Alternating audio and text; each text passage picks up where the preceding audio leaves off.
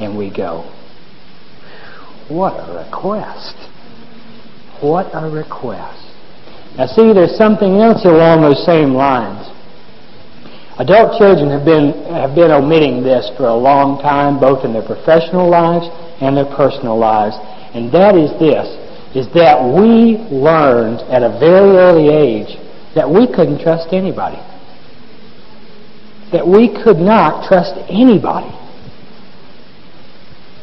I knew at a certain age, I don't know how young I was, but I knew that I could not trust my mom to be there for me about 50% of the time on a good day or a good week. My dad might be bouncing around at 20 or 25% per given month. They weren't there. They couldn't show up for their lives, so how could I expect them to show up for mine? Right? They just weren't there. And so what I learned at a very early age was that I can't trust these folks. I can't trust them. And the little kid inside us goes, if I can't trust him and I can't trust her, then how am I going to trust all these people out here that I'm not even kin to? That I just met 14 years ago. I had a woman in one of my groups the other day. We were doing some group work, and she was crying, and she looked up at the group, and she said, I don't trust anybody in here. And I said, good. And she started looking at me kind of crazy. She said, and I don't trust you either. I said, that's great. That's very good. And she looked at me again. This time she stopped crying. She said, but I should trust you. And I said, why should you? Why should you? She said, because you're the therapist. You know, you've written the book. You've been on TV. Right? And I go, no, you don't need to trust me either right now. And she said, but then who do I trust? I said, nobody until yourself first. And until you grieve the loss and get angry about the fact that you couldn't trust the Alpha and the Omega of your existence. So, when you're with a man, treat him a little bit gently, because he couldn't trust the Alpha and the Omega of his existence. The first woman and the first man that he knew, he couldn't trust them. He's only known you for 18 years, 12 years, 4 months, and you want him to trust you. You see, trust grows over time, moment to moment, minute to minute. And if you're coming from a place where trust was not distributed in a nurturing way and fostered in a family of origin, then don't be so hard on yourselves about not being able to trust other folks around you. You've got a history built in that says, whoa, man, you prove to me in some ways that you are trustworthy. Over time.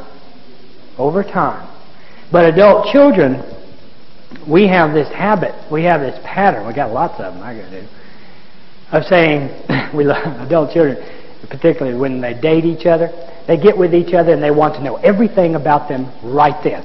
And they say, look, you tell me everything about you, and I'll tell you everything about me, and we'll know each other because we probably are going to die real soon anyway. And if we don't tell each other everything right now, then I'm sure Mommy and Daddy's going to come in here and tell me I got to go away to school or something. And I know I'm 46, but I want you to tell me everything about yourself now. Intensity, right? Drama and intensity. Tell me everything about you. Now that I'm in recovery and have been for several years, I get with other ACAs and they say things like, well, John, I'm really disappointed. I thought we were really going to be close friends, and it just doesn't seem like, you're willing to put out the time or the effort. I go, I've only known you a week.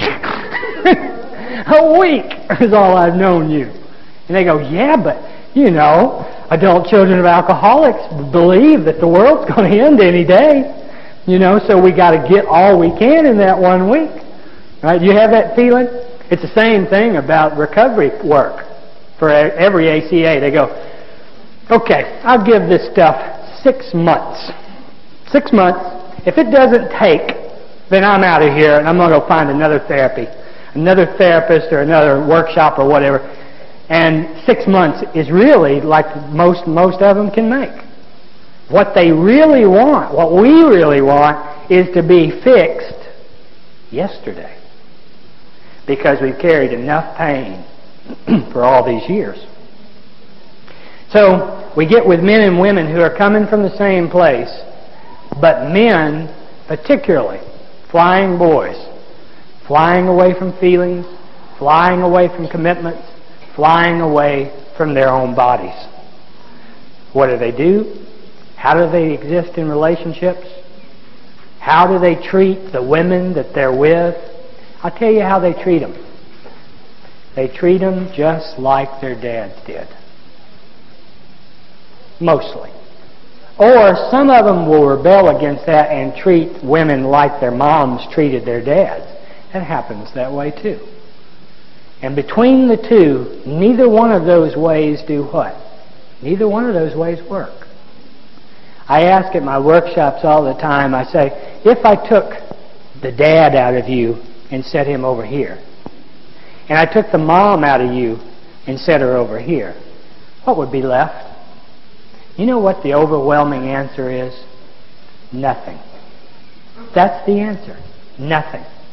There wouldn't be anything left of me.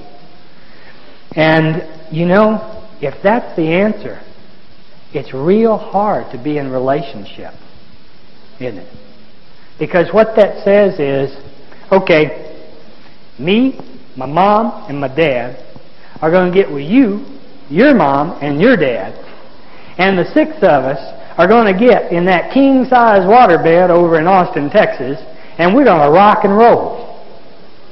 I'm going to have a thing with your dad, and you're going to have a thing with my mom, and vice versa, and I'm going to be dealing with your dad's patterns, and you'll be dealing with my mom's patterns, and God forbid that we should get down to just 2 of us in that bedroom. Because then we'd have to face each other with all our fear, and we don't want to do that. See, men are notoriously unable to do this, but so are women. They're unable to walk up to each other and say this: I'm scared. Hi. John Lee's name, I'm scared. What we do is what? We act cool. Right? Because nobody wants to date somebody that introduces himself with the last name Scared attached to it. Oh, you're from that family too. Y'all inhabit all of North America. The Scared family. Right? Nobody wants to get with him because they go, I'm scared. And if you're scared, that makes 2 of us that are scared. And God knows what kind of chaos we'll create. Somebody's got to be in control here. Well, that worked out all right for me because I decided at 5 it's going to be me. I'll be in control here. I'll do it. Dad, you've done botched it. Mom, you've botched it. I'll be in control here. How many of you took the control role? Oh, come on. Don't lie to me. I'll be in control.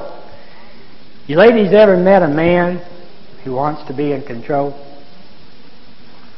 We're not real good in bed when we need to be in control. We're not real good in the kitchen when we need to be in control. For that matter, the living room, the dining room, we don't even do a hell of a job in the bathroom if we have to be in control. Now, where we do real good is where? At work. We do pretty damn good at work. We get careers in line, and some of us get going pretty good, and we do a pretty good job at work. Except most men, and maybe most women, most men who from child of dysfunctional families hate their work. They hate their work. How many people do you know that hate their work? They go, but they hate it. It's one of the biggest enigmas. It's one of the most incredible rubs against recovery that there is. I get people all the time who hate their work and wonder why they don't get better sooner.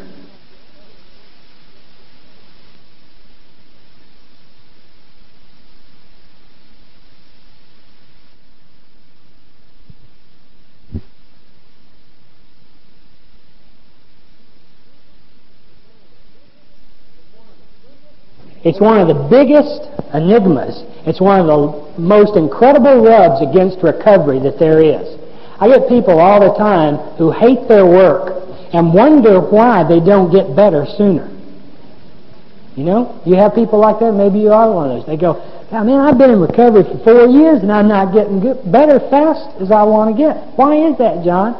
I go, "How do you like your job?" "I hate that job." "What would you want to do?" "I want to do something else." "Why don't you do it?" "Because I'm scared." I'm John Lee scared, you know. Told you that. 40, 50 hours a week of something that you hate. Men hate it. Then how do they come and exist in relationship with that woman after doing something all day long that they hated? I'll tell you how they did it. I did a taping the other day with Oprah Winfrey. And she asked a man who was my dad's age on the show, he said, "Why did you treat your son the way you did?"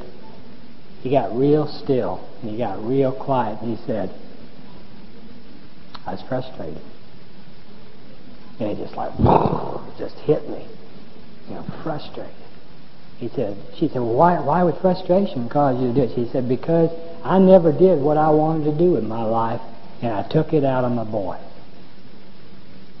She said, "What did you want to do?" He said, "Well, I went to World War II and I was a pilot there, and that was hell. But I learned how to fly." It's a good flying boy story. "I learned how to fly. And when I came home, I wanted to be an airline pilot. But my wife said no. So I went to work, and I made a living, and I put food on the table and clothes on my family and sent everybody to school. But I was always frustrated." You take a man who is not, as Joseph Campbell said, following his bliss. That person will not be able to be in a relationship in the quality kind of way that he or she would be if they were. If a man's work is not enhancing his recovery, he will come take it out on you, women. He'll be angry. He'll be frustrated. And that will come out in the relationship, and vice versa. Nearly everything I say applies to women too. He'll be angry. And that is a major, major thing, the frustration and the anger that comes from that. But the man who is angry, and as most men are, the man who is angry will find it very difficult to be in a healthy relationship. And you know, as I know, that if you grew up in a dysfunctional family, you have a right to be angry. You have a right to be angry. But most men don't know how to be angry appropriately in a relationship, and so they have to leave, or they have to make you go away. Does that make sense to you? If I did not know how to be sad, if I did not know how to be angry, if I did not know how to grieve the loss of my childhood, if I can't express my feelings, I will take it out on you, and I will either make you leave or I'll leave, because I've got to find out how to do it. And if I continue staying in a relationship that mirrors the relationship that I had with my mom and dad, I can't find those things out for myself. You see, you women that marry your dads or love your dads or moms, and you men who marry your dads or moms, you'll end up driving that person away. You'll end up disappearing out of their life, just like your mom and dad disappeared out of each other's lives back in the 50s and the 60s. Do you remember your dad and mom being gone by the time that they were 35 years old? They were dead, most of them. Not all of them, but most of them. Either spiritually, physically, or emotionally.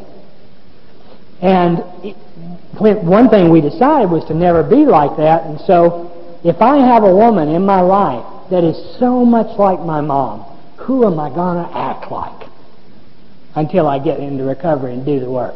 I've got to act like Dad. And then if I decide, to hell with this, I'm going to get somebody else, I'll get with a woman who will act like my dad. And who am I going to act like? My mom. Women who get with men who let them become their dads to them hate them. Do you know that, men? Do you know that every time you reduce your wife or girlfriend to the status of your daughter, they'll hate you for it? They'll despise you for it? They'll be so angry at you that they'll want to kill you for it? Did you know that? You've done it, haven't you, and seen the look? Because that woman has to become a self-actualized, interdependent adult. And she can't do it if we're going to play her daddy. She can't. And she'll end up going away, withdrawing, emotionally, maybe physically, spiritually, or all of the above. And us men, if you make that woman into your mom or your dad, she will hate you for it. She will hate you for it. Because, and it's really sad, how many of you grew up hearing your dad and mom call each other mama and daddy? I mean, a good number of folks. That happens a lot in this culture. I had a woman the other day, I was in a restaurant and there was too many people for the number of seats. And she asked if she could share a table, and she sat down. I said, sure. She sat down. And I said, boy, you look tired. She said, I am tired. She said, I've been taking care of my 4 kids all week long. I said, you got 4 kids? Well, not really. I got 3 kids and a husband. And I thought, oh, God, I hope she doesn't ask me what I do for a living. But it was so, she was telling a stranger this. She was telling a stranger this. My mom picked up after my dad just like he was one of us. Knew where, Mama, where's my watch? Well, this wasn't me saying it, that's my dad saying it. Right? Mama, what time were you going to eat today? And I'm going, look at what I'm learning here. Look at what I'm learning. I'm learning to call a beautiful woman Mama. Mama. Pretty frightening stuff, isn't it? And we think it's cute. We think it's cute when 2 65-year-old couples are calling each other mommy and daddy. It's not so cute. It's not so healthy. Because those two folks are usually living with that thing that we bought into at a very early age, is she is my half. She's not only my mom, she's my half. She's what makes me whole. And that's why a lot of men fall to pieces when the woman leaves. Because not only is the woman left, Mama has left. Until we get our feelings back, until we get our bodies back, and until we let our mothers and fathers go, it's going to be real hard to be in a relationship. Until we get out of this mistaken notion that we're supposed to trust people long before we really know that we can, we're going to have dysfunctional relationships.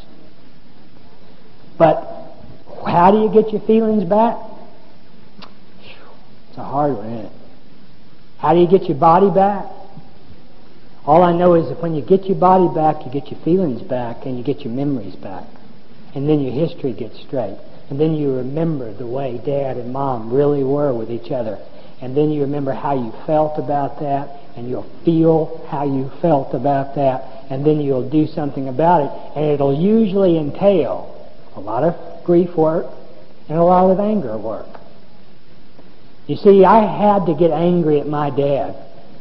I had to. This is a thing that back when I first started the 12-step work that I was so disgruntled with a lot in AA meetings would be, they wouldn't let me get angry at my dad. Right? They just wouldn't let me. I started to get angry. They'd say, sit down, shut up, turn it over, and do a step on it. And I'd go, man, I want to feel this feeling. It's just like having another dad saying, shut up and go to your room, And so I was a little bit disgruntled. Now, that's not happening as much now in many AA circles. You can still hit some old-timer meetings, and it's still, shut up, do a step over it, you ungrateful whelp. I go, I got a room full of dads here. You could have had it a lot worse. There was a family down the street, that family, the Smiths. Well, they had it a lot worse than you did. But you have to feel that feeling of anger. I remember in my book I talk about this.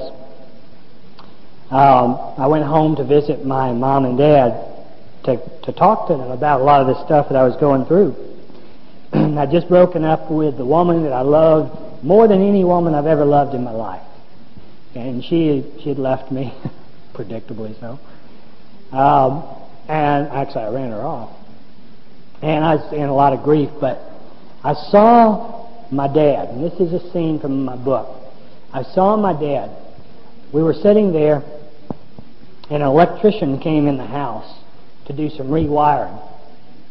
And my dad got up, and he said something to the effect like, when the electrician came in, "Well, neighbor, it's good to see you. It sure is. Come on back here, and I'll show you where the switch box is, and we'll get you something nice, cool to drink. It's a hot day, down in Florida in the summertime."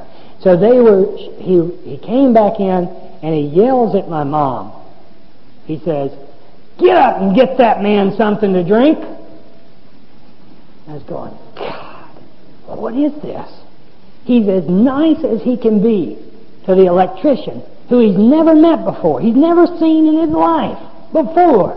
And he yells at my mom like she was a servant, like she was a dog, like his culture had taught him to. And then it hit me.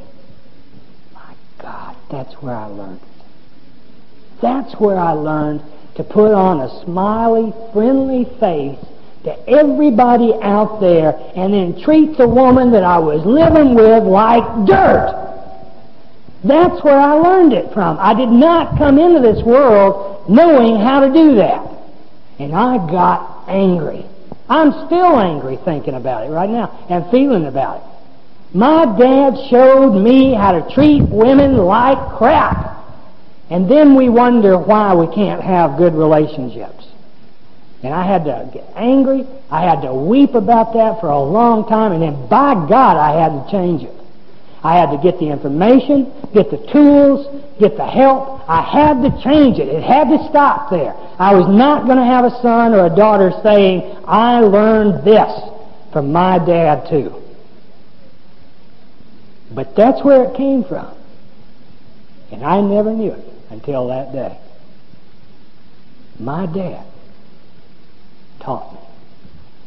And you have to understand, women, your moms taught you to put up with it.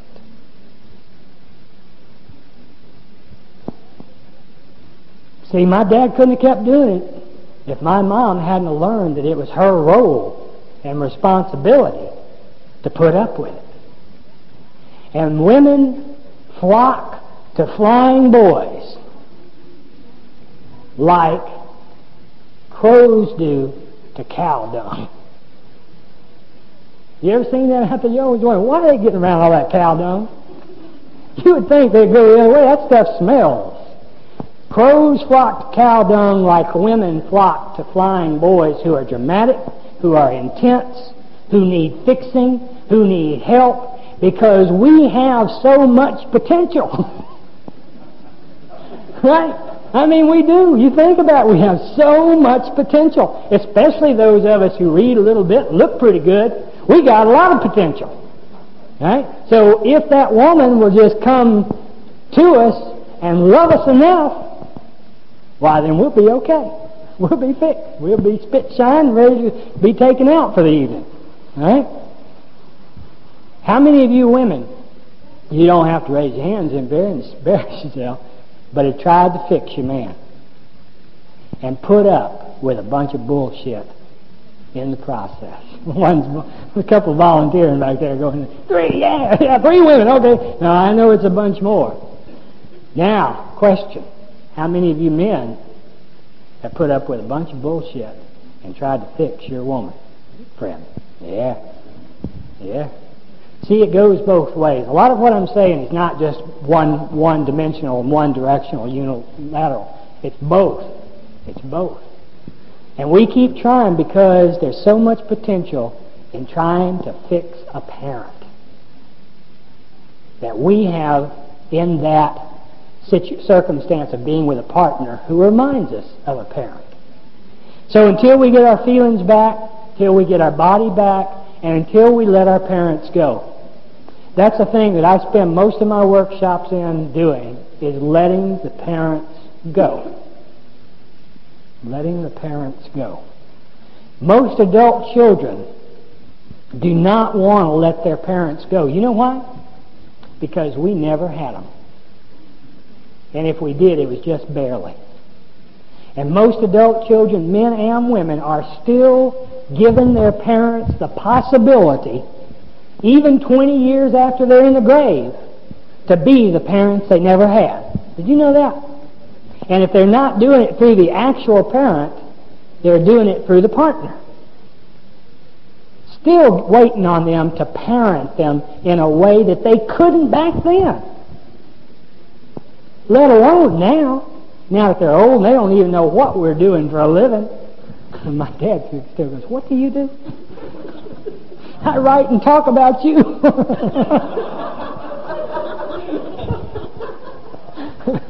He goes, "Oh." I said, "When are you going to get a real job?" Well, I wasn't doing too bad till I made more money than he did last year, and then that was the problem. His ego was kind of dashed there a little bit. When are you going to get a real job? My dad read my book, and when it first came out, I got home one afternoon, and there was 2 hang-ups on my answering machine. And I thought, "Oh, Lord, I've lost him for sure. I'm glad I've been working on letting him go, because he's gone now." I'm glad I did that abandonment work. But then finally, I decided, hell, I'll just get this over with, and I gave him a call. I picked up the phone, and as soon as I said, "Hi, it's John," there was nothing but tears. Nothing but tears. Just nothing but tears. And he just kept crying and crying and crying and crying. And he finally said, "It's true. It's true. Everything you said in that book is true." He said, "I just didn't know. It's true." He said, "What you said about what I did to your mama was true." He said, I just didn't know." And he said, "I'm proud of you. I'm proud of you for telling the truth." And he just cried and cried and cried. Now, shortly after that, and you'll see this in my new book, it'll be coming out not too much longer, shortly after that, the rest of my family went into, a good chunk of my family went into recovery as a family, and except him. And he went deeper into alcoholism than he's ever been in the 30-some-odd years I've known, because when we all started breaking the system, his underpinnings just got pulled out from under him, and so now he's in the latter stages of alcoholism, and he probably will die soon. But the nice thing about it is that I said to him everything I needed to say, and I've been working on letting him go for almost 5 years now. And as I let him go, and as I let my mom go, my mom's doing well. She's in recovery now 20 months. She goes to Al-Anon every day of the week practically, separated from my dad, getting a divorce, and is going back to college, and is healthy, and she ain't going to put up with no more bullshit. But I've been letting her go too, and as I've been letting him go, and been letting her go, and she's been letting me go too because of her recovery process, now my relationships don't look that much like they did. And they don't look that much like my mom's and dad's did. And in another year, or 2 or 3, who knows? I might have a fun one, a healthy one. You know, God forbid, but, you know, for adult children to have fun. But that may happen. Actually, it's already happening. So, the letting go process, but women have to know what's going on with men. And something very beautiful is going on with men these days. I have 6 men's group in Austin where we deal almost solely with body and physical and expression of emotions. And you women have to turn us loose. You have to stop mothering us, because we'll let you. We will let you because it feels good. But you have to stop. You have to stop carrying our pain. We'll let you, because it feels kind of good. But you have to stop. And men, you have to stop carrying women's pain too, and stop parenting your girlfriends and wives. But the men's groups are coming together. There's 6 men's groups I started in 3 years ago. All 6 groups have at least 12 people in them. One reason being because it's such a limited thing. And open the men's center. My waiting list to get in my men's group is a mile long, thank God. Because there's that many men saying it's time. It's past time. I've heard enough. I've heard enough people. It's past time. I'll crawl up in some man's arm if I have to and say, I hurt, rather than to go get some woman and stick her in my hole because I hurt. And you women, you have to be able to say, you got pain, men? Tell it to another man first. Now, how about that as a challenge? You women say, tell it to a man first, and then I'll listen to it. Because, see, we as men kept going to our mamas because our dads weren't there. Tell it to a man first. When some of this stuff happens, when we let those parents go, we feel our bodies, feel our pain, go down into our wounds. See, as I said earlier, men tend to go up. They tend to go up. They tend to ascend up into their heads. We got to go down. So I really encourage you to look at bioenergetics, Hakomi, Gestalt, psychodrama. There's several others to integrate into the recovery process that is an emotional, physical, spiritual, intellectual process, and get your bodies back. When all this stuff begins to happen, flying boys tend to land. And then they can make commitments. They can follow through on projects. They can stop treating women like their dads treated women. And then they can keep the good side of being a flying boy, which is very often playful and creative and spontaneous. It's the boy within us, the little boy, right? The inner child boy. There's a good side to that. But when you're 46 years old and you still don't know what you want to do when you grow up, and you're still a boy trapped in a man's body, you got problems. You got patterns that will be perpetuated continually in the same way with women, and you'll keep hurting yourself and hurting each other. When men go down into their wounds, go down into their pain, go down into their bodies, they become men. And when in that process, and men, till you let your dad go, you're always going to be a little boy. Isn't it true? Till you really let him go and say goodbye. I don't need you to approve of me anymore. I'll approve of myself. Till you let him go, you're still going to be a little boy. You women, till you let your mamas go, your daddies go too, you're still going to be their little girl. And that's no way to live, is it? 40 years old, still a little boy, still a little girl. Now, I'm not talking about the inner child, but once you do that, once you let mom and dad go, you keep with you inside you the healthy things that they taught you, and then you take responsibility for learning that which they didn't teach you. But as long as you hold on to them, there'll be something in your psyche that will still want them to do it, and there'll be something in your psyche still forcing you to act out those patterns. The flying boy can be healed. The flying girl can be healed. Can be recovered from. And the way through that is feeling the feelings, going down into your body, experiencing your wounds. And that will come with grief work. Lots of grief work. Lots of anger too. You men, go out in the woods with a friend if you can find one to do it with, and you pick up, and being more metaphorical than anything else, but you pick up a limb, a good-sized limb, and you beat the ground, and you beat the other trees, and you let out the sounds. You let out the sounds of hurt, the sounds of abandonment from a father who couldn't be there for you, and a mother perhaps that was there too much.